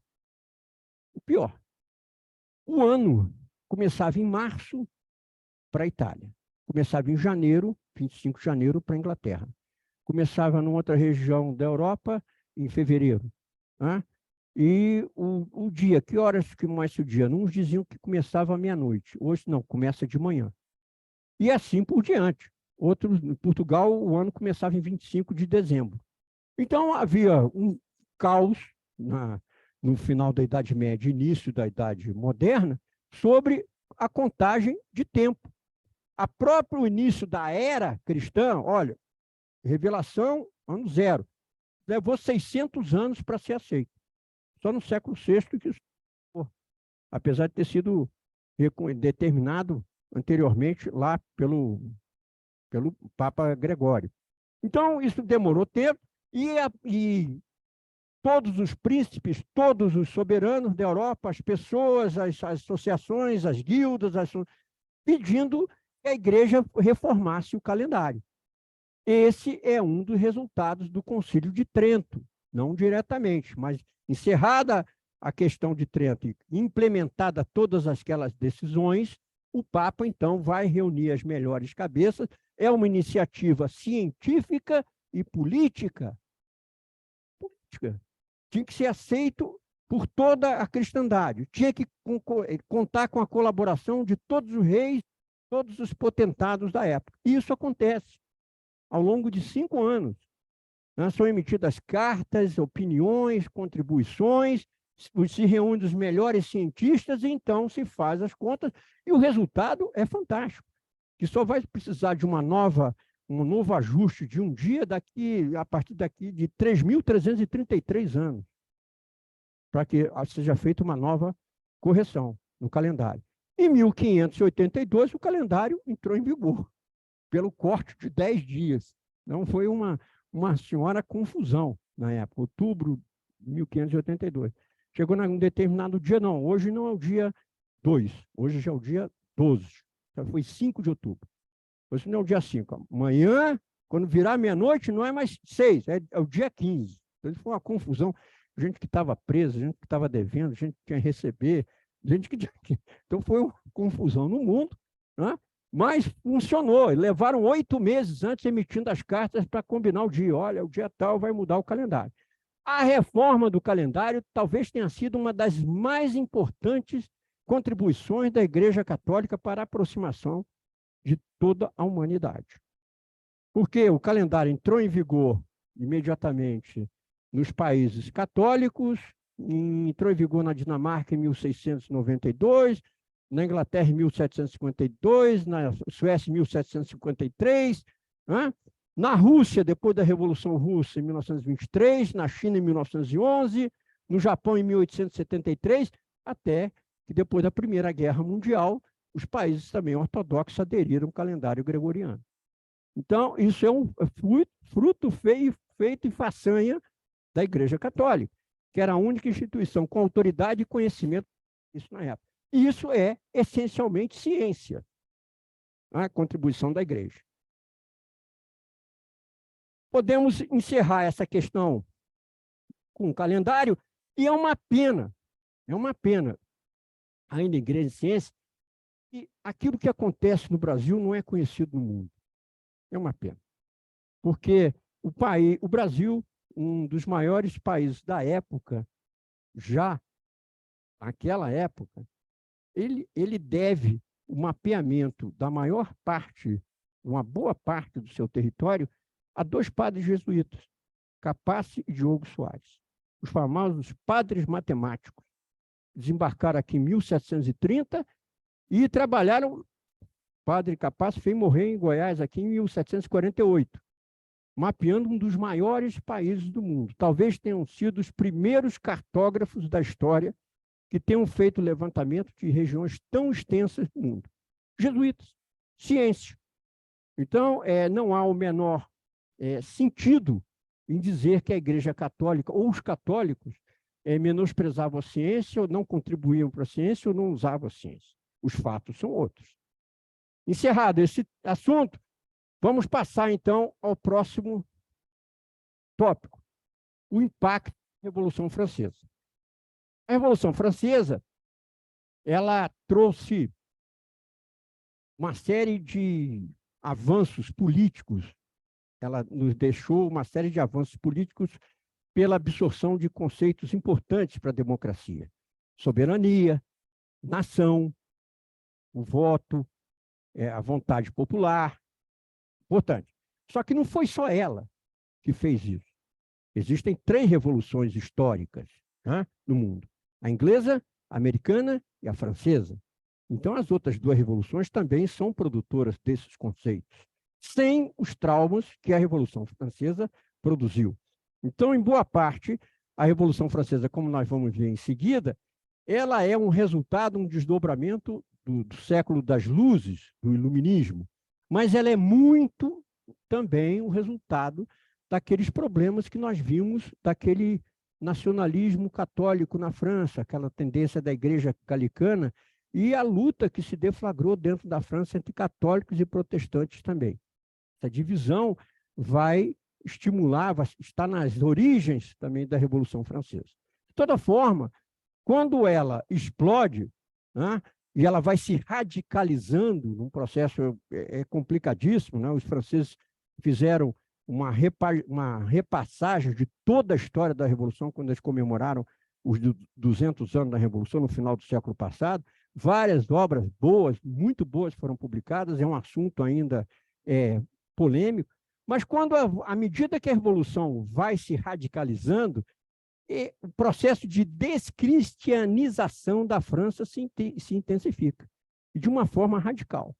E a culminância desse processo é a adoção do calendário revolucionário em 1793. Não, os nomes não são mais janeiro, fevereiro, não. É Brumário, mês das brumas, Frimário, mês do frio, né? Vendimiário, que é o mês da colheita, e por aí vai. Não, não tem mais semana. Agora são 3 períodos, os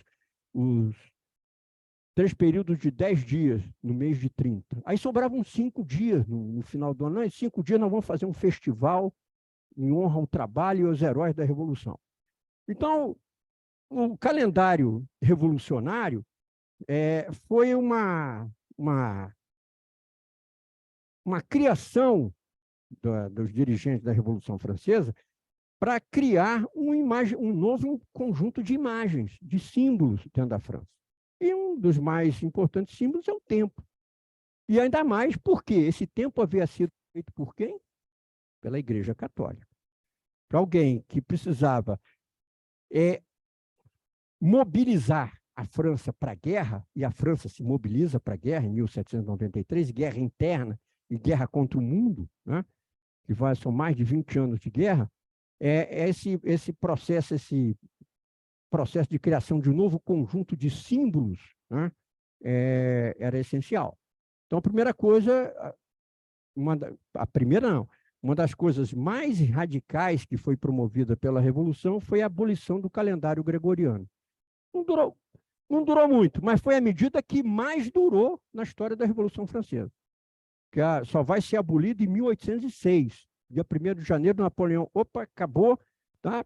1º de janeiro, amanhã, está valendo o calendário gregoriano de novo. Mas até lá, aconteceu a contagem de tempo de acordo com isso na França. Mas essa não foi a medida mais radical. Por isso que nós temos que falar do impacto da Revolução Francesa, porque ela vai criar uma série de estigmas e preconceitos de parte a parte entre católicos, maçons e laicos que perduram até hoje, né, na sociedade ocidental. Outras medidas foram muito contundentes, né? E a primeira delas foi a Constituição Civil do Clero.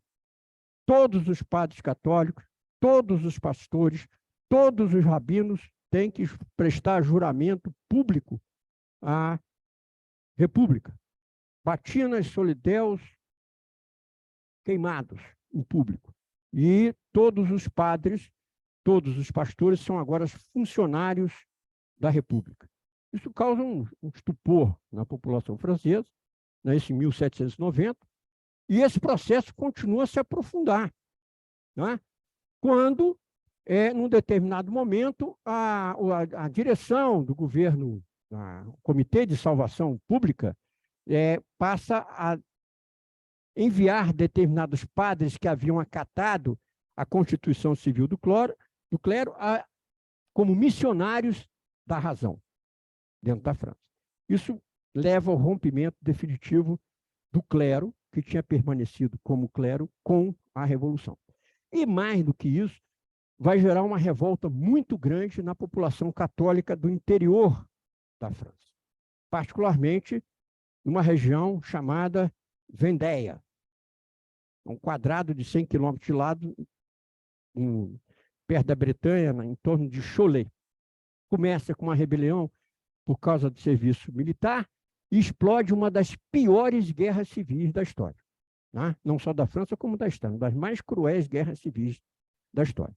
Porque a Revolução esmaga essa revolta e, inclusive, chega ao ponto de fazer assassinatos em massa, afundando barcaças cheias de gente no rio Loire. Perecem 10.000 pessoas. A Guerra da Vendéia divide a França por gerações. Ela cria na Vendéia um outro povo, uma outra nação. Foi difícil de assimilar, de superar esse trauma. O impacto da Revolução Francesa foi grande, né? Porque, paralelamente a esse processo de radicalização, houve abjurações públicas, bispos, padres tiveram que publicamente renunciar à sua fé. Os templos principais, né, da Igreja Católica na França foram profanados. A Notre Dame, o altar virou um palco para a festa da razão, tá? Eu vou ter, me desculpe aqui, ó. Está aqui a festa, uma procissão no centro de Paris, e a razão, simbolizada por uma mulher num trono, sendo carregada pelos revolucionários. O culto da razão. Então, na Notre Dame de Paris, a festa da razão culminou com uma encenação no altar, em que a chama da razão foi acesa e a deusa fez as suas ofertas à razão. A Catedral de Reims, onde estavam os olhos que ungiam, né, os reis da França, a ampola foi quebrada. E quem for hoje à Catedral de Saint-Denis, nas imediações de Paris, quando vê os túmulos dos reis da França, desde Clovis até hoje, ali são reconstituições, porque ela foi destruída e todos os corpos dos reis da França jogados numa vala comum. Então, esse foi o clima, né, dentro de um país dividido politicamente, né? E com recente aquilo culminou, aquilo explodiu na Revolução Francesa. Mas, passando ao próximo tópico, a igreja através da tormenta. Aqui nós temos uma belíssima tela, né? Los padres del celebrante después de la missa nueva. São os pais do padre na primeira missa do padre. Uma belíssima tela espanhola, né? Do século XIX. Nós estamos no tópico fé e razão. A igreja entra, então, realmente, na Revolução Francesa, num momento ali de crise local na França. Ela é atacada dessa maneira e vai sair disso incólume. Em 1801, há uma concordata com Napoleão e a igreja volta à vida normal da França. Há esse estrago que nós comentamos aqui, do ressentimento, dos estigmas, mas, de uma certa forma, a vida retoma a sua normalidade no funcionamento institucional da igreja, dentro do possível. Mas a própria Revolução Francesa é produto de algo mais abrangente que estava acontecendo na Europa, nesse determinado século das luzes, do iluminismo, da busca pela razão sem Deus, sem fé. E esse iluminismo, ele tem promotores na França e fora dela. Como eu disse, é uma coisa mais ampla que está acontecendo na Europa. Ele parte de um erro, não é técnico, um erro científico. O que os próceres do iluminismo descobriram e pretenderam, então, impor como uma verdade filosófica? Vamos retornar à virtude cívica de Roma, da Grécia Antiga, porque lá está o exemplo de cidadania, de moralidade, de austeridade, de trato da coisa pública. O que aconteceu no meio não interessa. Nós temos, então, na França, Montesquieu, Voltaire e Rousseau como os representantes dessa corrente, né, filosófica na França. Montesquieu, fazendo a apologia da razão, chega ao ponto de afirmar e escrever em Esprit de loi, Espírito da Lei, tomando a ideia da obra de Platão, as leis, que Deus tinha que submeter às leis da ciência natural. Que Deus, para poder governar o mundo, tinha que submeter às leis da ciência natural. A colocação de Montesquieu. Voltaire, que era um historiador, durante algum tempo trabalhou como historiador oficial do rei da França, ele vai propor uma outra tese.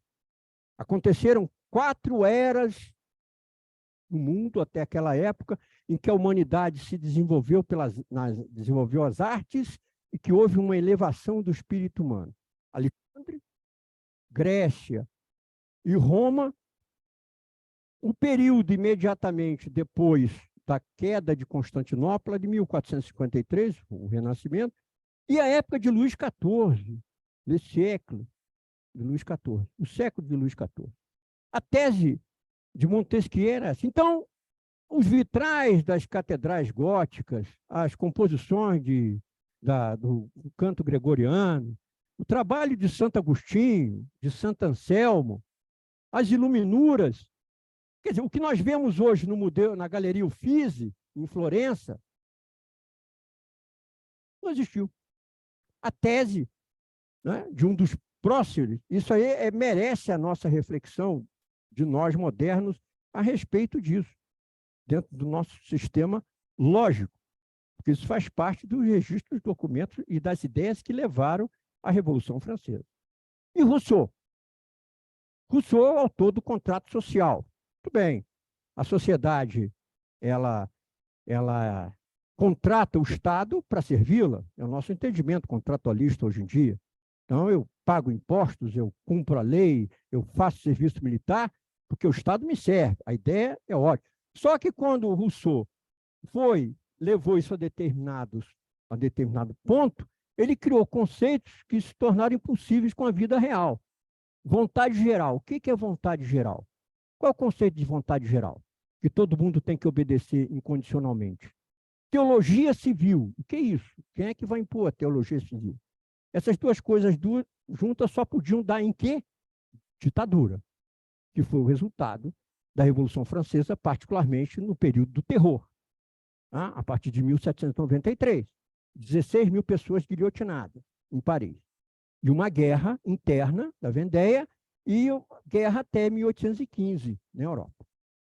Então, esses pensadores do iluminismo propuseram coisas heterodoxas que não prosperaram, e, inclusive, nós temos que colocar aqui que eles são produto de algo, insisto, de alguma coisa mais abrangente que estava ocorrendo. Kant, o criador da filosofia crítica, da filosofia moderna, antes tentou fazer uma história natural da religião, do cristianismo, do catolicismo, obviamente crítica. Tá? E Hegel, e também propôs que o homem se realizava no Estado, tá? Nós vamos ver depois, na próxima palestra, as consequências disso. Ele pressentiu que o que estava acontecendo no século XVIII ia levar a uma coisa que levou em determinadas épocas, a teologia da morte de Deus. Então, as consequências do iluminismo, do ponto de vista filosófico, religioso e espiritual, foram muito graves. Felizmente, as ideias, as histórias naturais do catolicismo não prosperaram. E os erros que essa forma de pensamento produziu ficaram evidentes no século seguinte com as consequências. Atribui isso ao Barão de Itararé. Eu não sei se é verdade, mas ele costumava dizer que o danado é que as consequências vêm depois, né? Se as consequências viessem antes, e a gente conhece, muita coisa podia ser evitada. Mas as consequências, porque o alvo do iluminismo, o alvo de Voltaire, de Rousseau, de Montesquieu e de outros, era um só, a Igreja Católica. E a Igreja e o catolicismo, a instituição e a religião. Mas, embora eles tenham sido, essa instituição e religião tenham sido os alvos desses filósofos iluministas, os prejudicados não foram a Igreja nem o catolicismo. A imagem de estudo. Isso atingiu? Não, não atingiu. A fé permaneceu e atravessou e prosseguiu. Mas o estrago espiritual na humanidade foi grande. Houve uma desorientação, houve uma perda de referência. E me permito aqui colocar ainda uma outra consideração a respeito do erro, digamos, científico do iluminismo. Da antiguidade grega e romana, o que chegou de útil a nós não foi o exemplo de virtude, de funcionamento das instituições na Grécia, em Atenas ou em Roma. Não foi isso. O que nos chegou de útil chegou através do mais profundo pensador que nós conhecemos, Platão. E o que ele transcreve é um desastre que deve nos preocupar até hoje. Como que a perda de Deus, da referência do transcendente, leva ao desastre de uma sociedade. E é interessantíssimo, porque os iluministas, baseados num conhecimento incompleto de Platão, porque só no século XIX, helenistas, homens, mulheres que passaram a vida inteira estudando grego e descobrindo novas obras e novas traduções, hoje nós temos um conhecimento muito mais aproximado, nós no século XX e XXI, de Platão, de Aristóteles, suas obras. No século XVIII, não havia esse conhecimento dessa forma. Tanto que o espírito das leis não corresponde à ideia do maior trabalho de Platão, que é as leis. Como, então, e merece a nossa crítica, me desculpem aqui pela veemência, eu crio todo um sistema conceitual, filosófico, a partir de uma ideia absolutamente equivocada. Como que eu vou tomar Roma, como Santo Agostinho criticou veementemente Cidade de Deus, uma cidade que já na República e depois no Império cometeu as maiores barbaridades de corrupção, assassinato, desde os tempos dos irmãos Graco, que tratou os outros povos como tratou. Como que uma cidade como Atenas, que comete uma guerra injusta, na qual é derrotada, a Guerra do Peloponeso, e se esvai, todas as suas instituições se dissolvem na corrupção deslavada, e objeto da crítica dos 3 trabalhos de Platão, Górgias, República e as leis, como que essa sociedade é um exemplo para eu reformar todas as instituições no meu tempo. Então, há um erro de base nessa concepção que levou a um engano histórico monumental. Um engano histórico monumental. A gnose, a grande gnose da razão sem Deus. Porque um dos produtos do pensamento grego, e do qual o catolicismo nunca teve medo, e nós vimos na outra aula, foi do platonismo. E o Platão coloca Deus na história, 300 anos, mais 300 anos antes de Cristo. E Orígenes, um dos autores da Patrística, nunca teve medo disso. Toda essa doutrina é absorvida pelo cristianismo, pelo catolicismo, cristianismo primeiro, sem o menor receio. E isso importou em uma série de cuidados, uma série de dogmas na doutrina católica que a construíram da maneira que nós sabemos ao longo dos tempos. E, ademais, o iluminismo era ahistórico. Você pode ter um trabalho histórico, em que você vê a sequência dos eventos, estabelece as relações de causalidade, de causa e efeito, de importância e significado, mas você não apaga 1000 anos de história. E chega ao ponto de dizer que arte e evolução do espírito humano foi no tempo de Roma e depois no Renascimento. Nada do que aconteceu entre das ordens monásticas, das catedrais, das pinturas de vitrais, nada disso ocorreu de pintura, escultura, absolutamente coisa alguma. Com isso, senhores, só queremos lembrar que também um outro lugar comum que deve ser superado é pensarmos que a igreja ficou inerte perante isso, que tudo estava acontecendo. Também, e eu confesso às senhoras e senhores que durante muito tempo eu também pensei assim, né? Até que, através de alguns anos atrás, graças ao padre Reinaldo, eu passei a ser informado da teologia moral. Santo Afonso Maria de Ligório. Foi a resposta a Kant. Não o dever aleatório, a consciência. E o grande produto da teologia moral, hoje consolidado em 7 volumes disponíveis aí nas boas editoras, o primeiro dele dedicado inteiramente à natureza dos atos humanos e o que é o pecado. E os outros volumes são dedicados à liturgia e a ortodoxia católica, como ela se traduz para a vida comum. Mas o primeiro volume é essencialmente moral, ético. E é uma obra que deveria ser muito mais conhecida por nós católicos. Porque Kant propõe a centralidade da moral kantiana está no imperativo categórico. Tá? Primeiro, regra do imperativo, não faça os outros aquilo que que você não quer que façam você. Detalhe, isso é São Tomás de Aquino. Tá? Então, o imperativo categórico, desculpe, a filosofia kantiana está baseada muito no solem, no dever.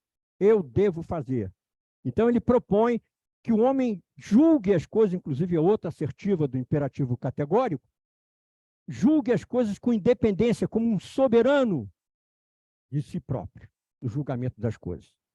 Como o nosso arcebispo do Vicariato Militar prefaciou na obra de Santo Afonso, o que ele coloca é que esse dever aleatório de Kant é contraposto por um conceito de consciência ligada a Deus, que não vai ser um dever fazer ocasional. Isso aqui está certo, é aplicado a cada situação. O imperativo categórico é empregado a diversas situações. Não. O que Santo Afonso coloca é que a consciência é um caminho reto, permanente, para o bem fazer e evitar o mal. É uma resposta contundente ao descrédito e ao ceticismo no homem, porque o resultado disso é que o homem é privado de humanidade e espiritualidade. E nós podemos falar, nós todos aqui que estamos acompanhando essa conversa desde o início, lá da idade da pedra, quando o homem se quedou maravilhado com o mundo em torno dele e começa a dar início às primeiras formulações. Separar o homem de Deus é um absurdo, digamos assim, antropológico, que caracterizou essa tentativa de se obter a razão sem Deus. Aquele pecado ao qual nós devemos, aquela heresia a qual nós devemos estar sempre atentos, né? A gnose, a pretensão da salvação pelo conhecimento sem Deus. Essa resposta do catolicismo não se limita a Santo Afonso. Há ainda a resposta de um dos grandes filósofos da história, Giovanni Battista Vico, ou Jean Bastiani Vico, um filósofo napolitano que resgata o papel da história, reafirma o argumento ontológico, mostrando a impossibilidade de se refletir na história sem Deus. Como o Eric Voegelin, um grande pensador católico, nem católico era, mas cristão do século XX coloca, Vico supera Kant e supera Hegel como um historiador do espírito que reconhecia essa ligação entre o homem e Deus. E vai ter um papel importantíssimo na filosofia da história a partir daí.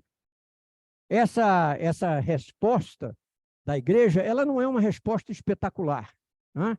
O que causou fulgor, o que causou brilho na história, de uma certa forma até hoje, foi o iluminismo, foram as teorizações de Voltaire, de Rousseau, né, de Montesquieu, que, como eu coloquei, trouxeram contribuições à vida política, mas pecaram ao tirar do homem coisas importantíssimas que faziam parte da sua evolução individual, espiritual e social até então. Então, o iluminismo ele merece ser considerado sempre pelo aporte de contribuições que ele trouxe, mas também pelo que ele tirou da humanidade. A crise que ele gerou, quer dizer, os problemas que isso, Evangelho, nós vamos tratar na próxima palestra. Muito obrigado pela atenção, estamos à disposição para as perguntas.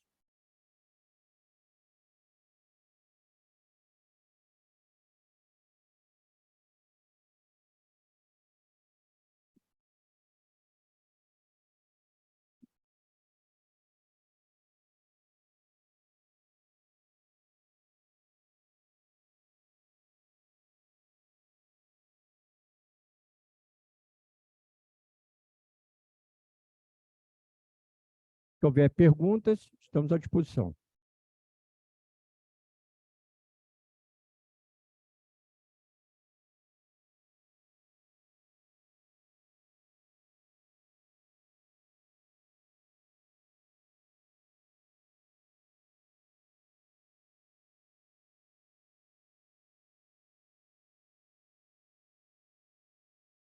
É uma excelente pergunta.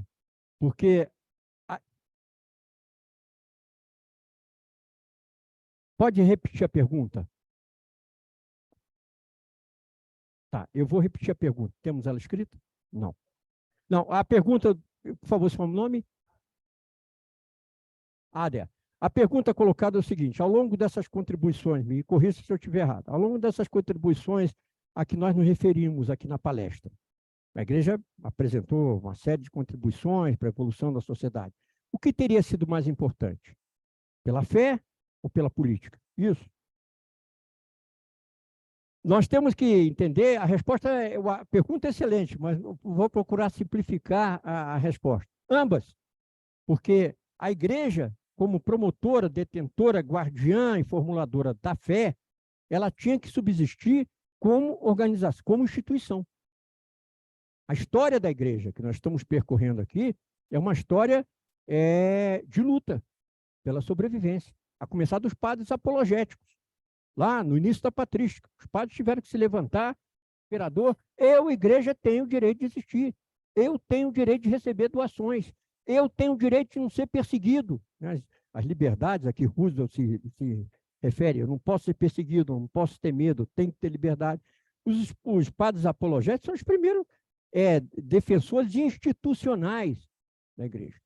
E nós vemos ao longo da história erros, acertos. A igreja é uma história de coragem, a história da igreja é uma epopeia. Ela, para propagar a fé, para consolidar a fé, ela teve que, antes de tudo, existir. Para um